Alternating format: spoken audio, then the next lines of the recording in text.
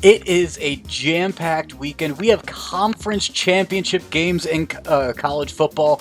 We have the NFL heating up as we head down the playoff stretch, kind of at the end of this regular season. We also have some NHL, NBA, college basketball if we tried to get into it. I don't know if we're going to this episode. Brett, last episode, if we take a look at how we did, I went 2-3. My Heat minus 7.5 pick, though. I counted Jokic out. I should have counted him in because of the sensation with his brother sitting behind the bench after the last time between Jokic and Morris, the last time these guys played. Of course, there was going to be some spectacle. And of course, Jokic was going to come back and Nuggets were just going to win that game outright and blow the doors off the Heat. Terrible pick.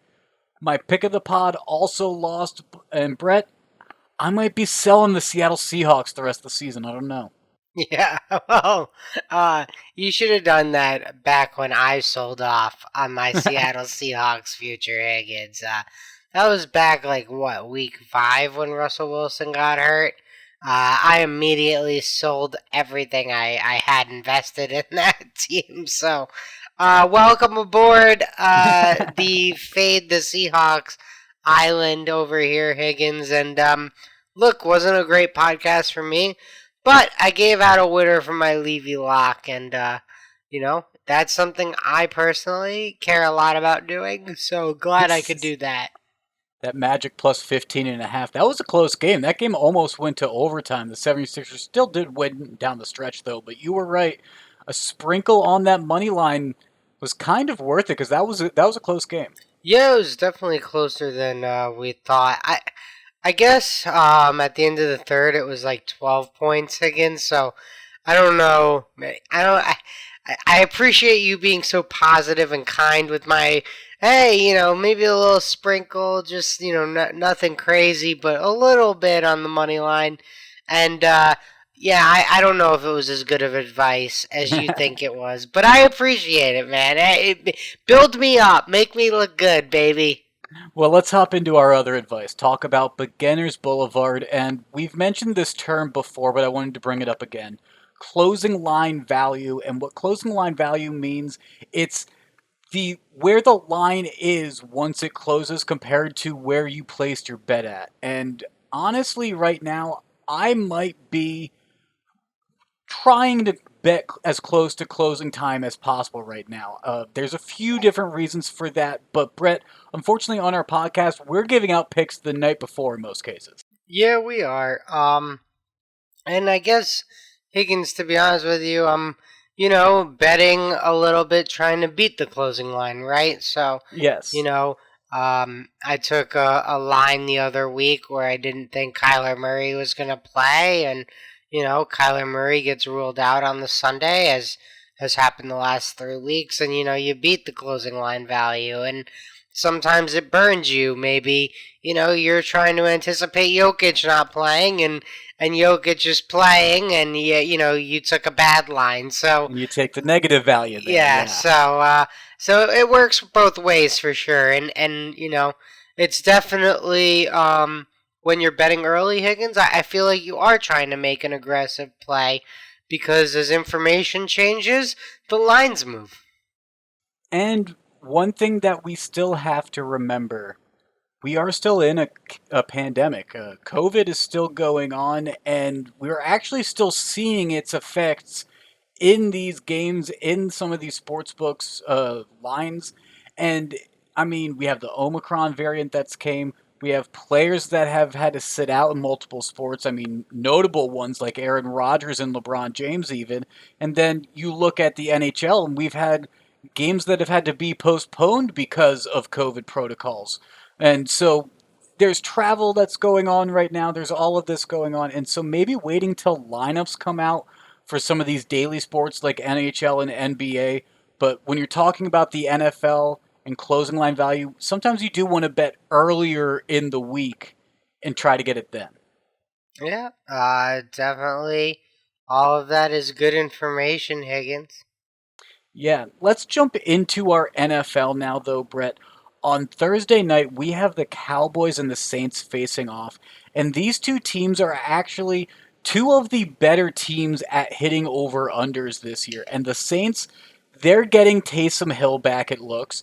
And they're also getting Alvin Kamara back. So they're going to have some of their offensive weapons. Cowboys defense, they've been giving up some points, but that offense can put up points. So 47.5 on a Thursday.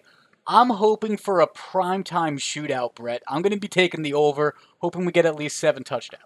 Yeah, gonna be an interesting game. Higgins, Taysom Hill, gonna get his first start of the year for New Orleans. So, um, lots of reasons to be excited for this one on Thursday night. And I'll be honest, Higgins, this is probably I guess I'd say it's my favorite Thursday night game of the year, but I'd be lying because that's probably opening night. So I'll call it my second favorite Thursday night game of the year because both these teams have the full week. It's not a short week since they both played on Thanksgiving Day. So, I'm just thankful that these teams, aren't playing on 3 days rest here. Yeah, I know what you mean. And being thankful after Thanksgiving, it's good to carry it into the next week. Hopefully, we see some guys being thankful in the end zone for that over to hit. I couldn't really get a side because of Taysom Hill coming back, like you said, on who I'd want for that in who's going to win that game. I think it's going to be very interesting. Sunday, though, Brett, you and I, we each have a few picks going on here. Cardinals, you mentioned Kyler Murray. He had to sit out a couple weeks. He's going to be back now. They're going to be facing off against the Chicago Bears. And the line's at -7.5. And I'm honestly going to be selling the hook, and I'm going to be getting it at -7 at -125. It's a little bit worse value, but Brett, I want to take off that hook here in case some garbage time points come up or something. You never know. Justin Fields is still listed as questionable, so I don't know who's going to be the quarterback there. And I trust the Cardinals. They've been fantastic against the spread this season, but I don't like that hook. All right. Well, fair enough. And Higgins, I guess my one piece of advice, I would not count DeAndre Hopkins and Kyler Murray in until that game starts. We've seen some late hooks here. Touche. But Higgins, one game I will be on Sunday afternoon. The Bucks and the Falcons square off. Falcons surprising a lot of people this year. Higgins playing better than expected. The Buccaneers, look, they're winning these games, Higgins, but they're not looking so great doing it. So I think 11's a lot of points. That's a 2-possession game. So give me the Falcons with the 11 points, but I'll say this, the Bucks are going to win this game, Higgins. It's not like I think Atlanta's, defending home field here and knocking off the Buccaneers. I just think 11's a lot of points on the road. Well, the home field advantage, they get the 3 points, so Book's basically saying this is a 2-score game and Atlanta might be able to keep it within. I can see that. Who knows? Tampa Bay definitely does win this one. I do agree. One other game I like in the NFL, Brett, and like I said at the top, I'm selling the Seattle Seahawks right now. That's what all the radio stations are doing out here as well over here in Oregon. Riding with the San Francisco 49ers, I don't mind this hook at -3.5 because of the value. At +100, I think the book is giving me good enough value with that hook. So I'm going to be taking it there because I really do think Seattle's selling on their season right now. Look at it, they don't really have much to be looking forward to in terms of draft picks for next season either. They don't have a lot of cap space. So this division match where the 49ers are still trying to play for something in at least a wild card position, I expect them to come out here and win by more than 3.5. I'd say more than a score. All right. Some interesting news, I guess, breaking Wednesday night about Adrian Peterson signing to the Seattle Seahawks practice squad. So I saw that. Just keeping all our listeners informed, Higgins. Not that I think he'll make any impact whatsoever this week or even play potentially, but Seattle, a lot of backfield problems, so Adrian Peterson finds his second team in 2021. Backfield problems have been a theme for Seattle this year, absolutely. They've been having a hard time keeping anybody healthy behind that line. Yeah, fair enough. But Higgins, Notre Dame also named a head coach on Wednesday. I was gonna say there's some other news. Yeah, this is big news as well. And look, We were going back and forth the other night on Twitter. You thought they were gonna. I mean, I don't want to get into it, but you thought they were gonna pick some big name coach. Even though you gave me three coaches who were just fired as your three, and then I thought they were probably gonna go with some fresh blood. I picked a guy from the NFL, but they did go with some fresh blood. Their defensive coordinator gets promoted prior to coming to Notre Dame. Freeman was the defensive coordinator at Cincinnati, Higgins. So, pretty good jump for him to go defensive coordinator, from Cincinnati to DC at Notre Dame to head coach at Notre Dame. Just 1 year as DC at Notre Dame before being the head coach, and apparently a key piece of it was that they're keeping Reese as the offensive coordinator. Reese was apparently scouted pretty heavily to go with Kelly to LSU, but he's going to stay back at Notre Dame, and so it's going to be Freeman and Reese still working together. That sounds very advantageous for a Notre Dame team that is going to be potentially trying to fight for a college football playoff year in, year out. Yeah, I look forward to it. It seems like a lot of these student athletes there are for it, so it seems like it's a good move. Keep the players there because we're about to see a mass exodus from OU. I think it's already kind of started. We've been talking about the coach carousel that's been going on, Brett. We've been talking about the open spots. Oklahoma opening up, that's a new spot for everyone now. I mean, it's very interesting the shuffling we're going to see in college football here. And I think we're going to see a lot of it start to happen after this week's games when we have this next little period before the bowl games. Yep. Well, you're on some games, Higgins. So why don't you give out your pick? Yes, Friday, Oregon at Utah, and Brett. Maybe this is a trap game, but I'm okay with falling for the trap because Utah demolished Oregon the last time they played. I mean, it was 38-7. That's going to happen again. This line at -2.5. Sure, maybe Oregon plays a little bit better, but Utah is the better team. They demolished the Ducks the first time. They're going to win again. And Oregon's not going to have a fighting argument to try to get into the college football playoffs. They lost 2 times, and I'm sorry, the Pac-12's just going to be playing in some bowl games that are not college football playoff worthy. All right, fair enough, Higgins. I think that's the case even if Oregon wins. So I'm not too It concerned should be the case about if this Oregon one. wins, but I live in Oregon, and I'm going to hear a lot of complaining if Oregon wins. They're not going to, though. Utah's going to win. All right, fair enough. I'll be honest, Tickets. I'd probably be on the other side on this one, but this game just doesn't do it for me. I got bigger fish to fry this weekend than Oregon, Utah. Well, I'll tell you, since this is a Friday night game, I had to pick it. And you know what? I might go out covert ops in Oregon, find myself a sports bar, and just enjoy the misery I'm hoping to see. Or maybe just silently hop in the celebrations and not tell anyone I bet on Utah. But let's jump into Saturday, Brett. This SEC game is going to be fantastic, and it's got a lot of college football playoff implications, unlike that Pac-12 game that I just mentioned. Georgia versus Alabama. Alabama's the underdog. They have to win in order to be able to go to the college football playoffs, and let's just be honest. This is exactly the tale of how it happens. Alabama wins. They've done this before. Against Georgia, they've had to do this before. And Alabama, I'm picking them on the money line, plus 198. I understand Georgia is the better team. They might get the win the second time around in the college football playoffs if these guys have to face off again. But Alabama's going to win this one. It's how I see the script going. Fair enough, Higgins. I could very well see Bama winning this one as well. If I were to bet it, I'd probably be on the Bama with the points, but you're more aggressive than me, so it makes sense you're going on the money line here. And then lastly, Brett, the Big Ten game between Michigan and Iowa. I mean, Michigan just made a lot of noise. Jim Harbaugh getting his first ever win over the Ohio State Buckeyes. Absolutely fantastic. The fans rushed the field. It was beautiful, all of that. And then they still have to play again this week, though. And the Wolverines have to get ready for a tough defense like Iowa.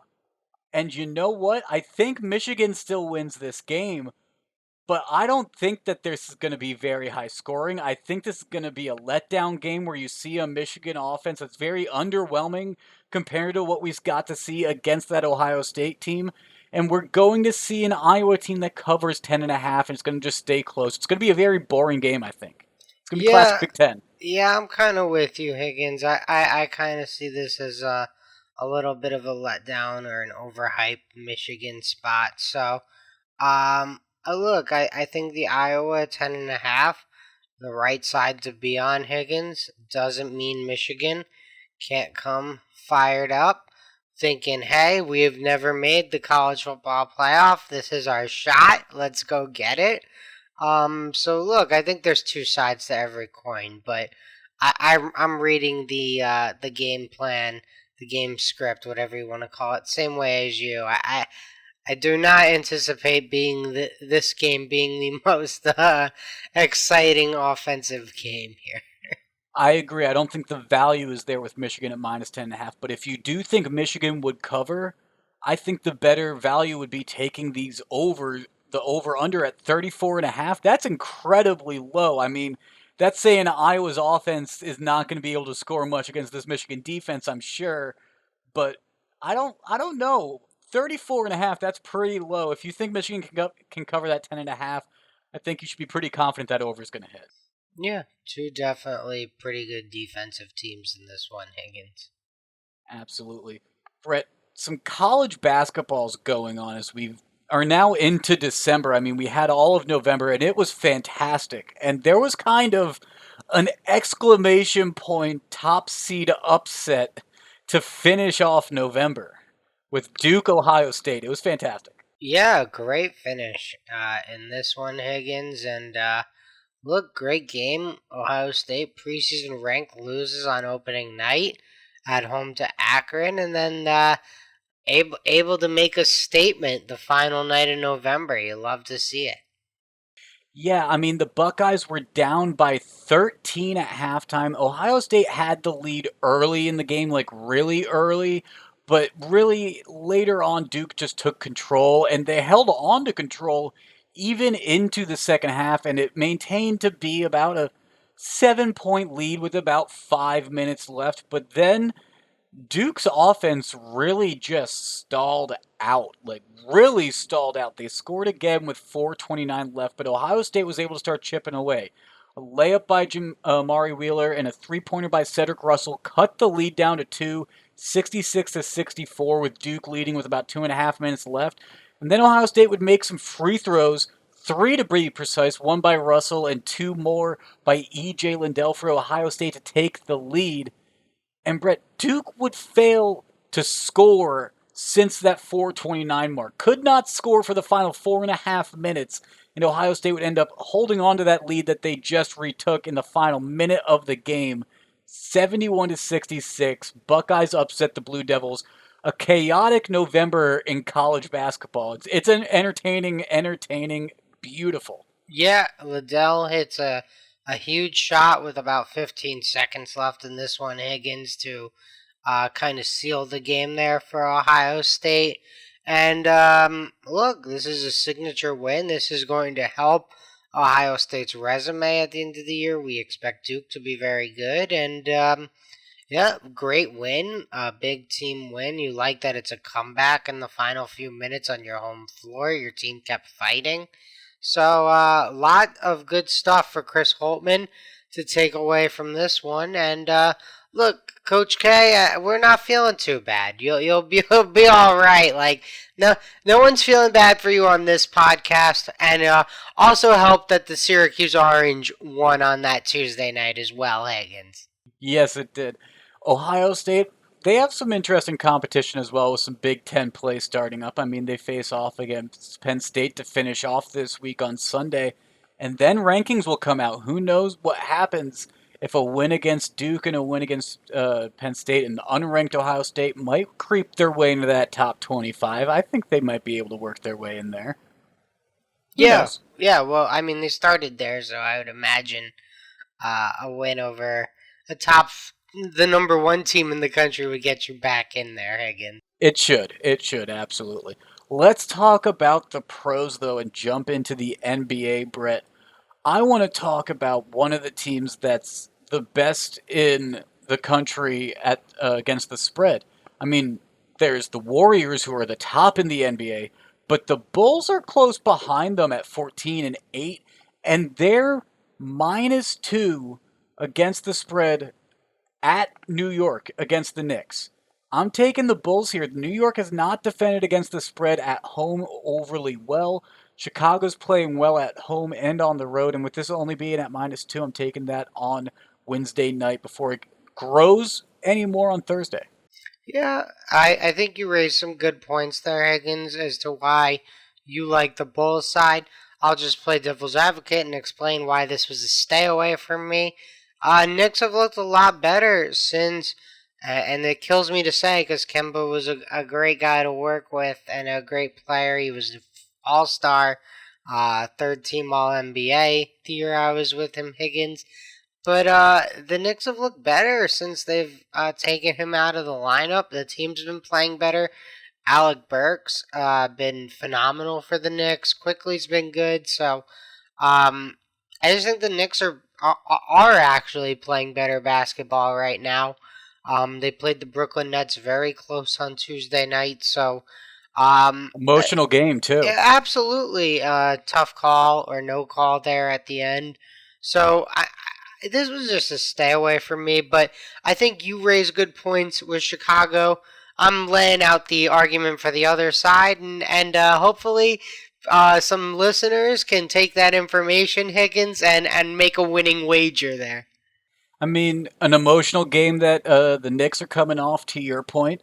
Bulls just learned the news that they're being handed a loss of their second round pick because of tampering with the Lonzo Ball pickup that they got. Maybe there's a little bit of emotions on their side as well to come out and play well and show that they don't mind losing a second rounder and it might be a little bit worth it. So, a little bit interesting Thursday night matchup, I think, for two fired up teams that I think should have playoff hopes this year.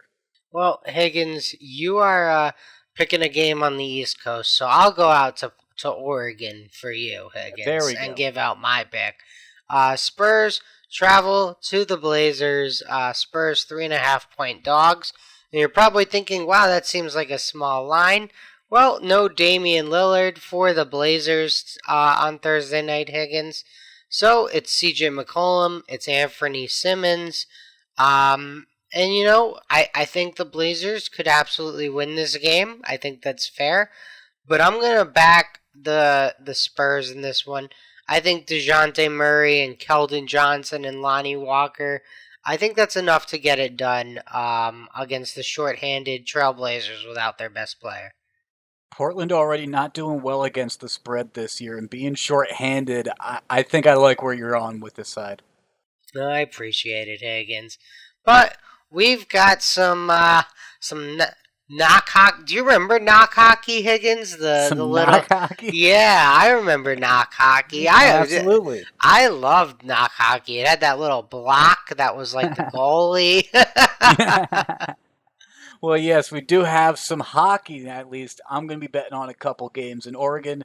They give me Thursday and Friday lines. I get much more advance notice for the hockey lines than I do for the NBA lines. It's beautiful, Brett. So I take advantage of it. At least for the podcast, I do. And on Thursday, we got the Chicago Blackhawks at the Washington Capitals.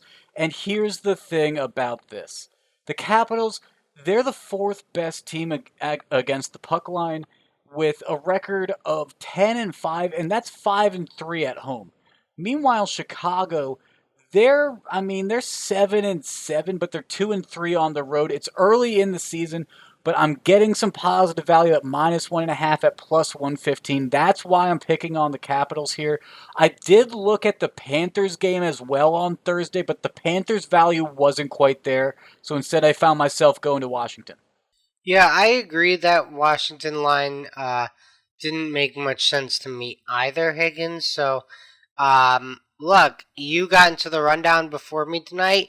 You fell into the trap first, and I'm able to avoid the trap. So thank you very much. You're taking the bullets for me there on that one, or you escape the the dungeon with the crystal the little crystal prize there. So you're either Absolutely. getting paid out or you're falling into the booby trap. Either the early bird got the worm or the early bird got picked up by the owl. One or the Yeah, other. exactly. I got another pick, like I said, though, because I got Thursday and Friday lines for NHL. So, last line before we get into our Levy Lock and pick of the pod, I want to talk about the Edmonton Oilers and the Seattle Kraken, specifically how these two teams are doing on the over under, Brett. Because Edmonton is 10-4 on the season with their over unders. And then the Kraken are 10-3 against the at hitting overs. So you have two teams that are the top two at hitting overs, and this over is sitting at 6 at minus 120. I don't care. It should be at 6.5. I'm taking the 6, hoping that it's not a push because there's going to be a ton of goals in this. I'm riding this Kraken wave. That's what I was on last game or last episode, and I'm going to be riding it for a while because there are just goals to be scored aplenty against this brand new team. All right, fair enough, Higgins, and I will be rooting that over 6 all the way for you. Absolutely. By the way, Brett, we haven't talked about it yet. Before we shift into our Levy Lock pick of the pod, though, I have been following a Nebraska versus NC State college basketball game going on Wednesday night as we've been recording. It was in double overtime when we started our recording. Quadruple overtime just ended, and they're going to a fifth. Wow! Oh my God, that's quite the game there between Nebraska and Or sorry, triple NC overtime just State. ended, and they're heading to fourth. 4 overtimes. That's pretty good for Nebraska and NC State there. I'm gonna guess when they put that game on ESPNU, they were like, we probably won't have too many eyeballs on this one with Michigan and UNC going on ESPN, but they're gonna be pretty impressed with these ratings, I think. Well, the over-under was at 147, and that cashed long ago. It's at 92-92 heading into the fourth overtime. But let's get into our Levy Lock pick of the pod, Brett. Something that you won and I lost last episode, so you have the honors this time. Oh, can I just keep giving you the honors and then maybe I can keep winning? All right. Well, we all know who's losing this episode. It'll be me. But that's okay, Higgins. I'll still go first.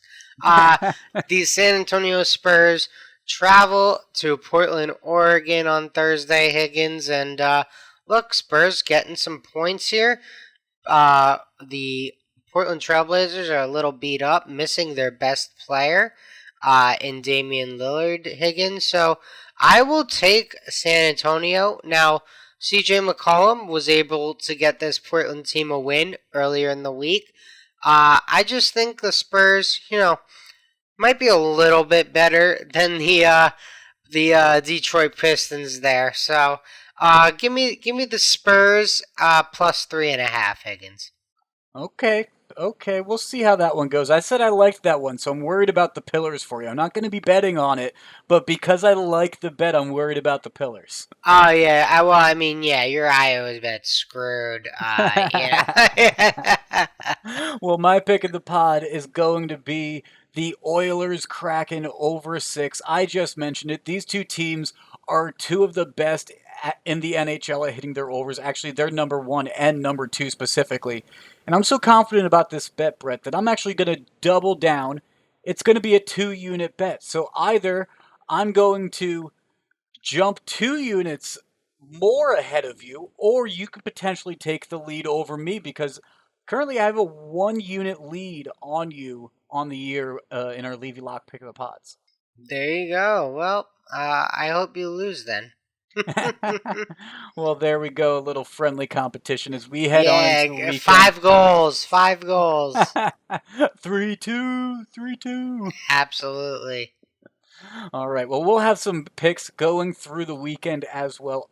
Make sure to follow us on social media at NBB Pod on Twitter, at Next Best Bet on Instagram, and the Next Best Bet Facebook page and YouTube channel. This has been episode 179 of the Next Best Bet. For Brett, I'm Jake. We'll talk to you guys again after the weekend.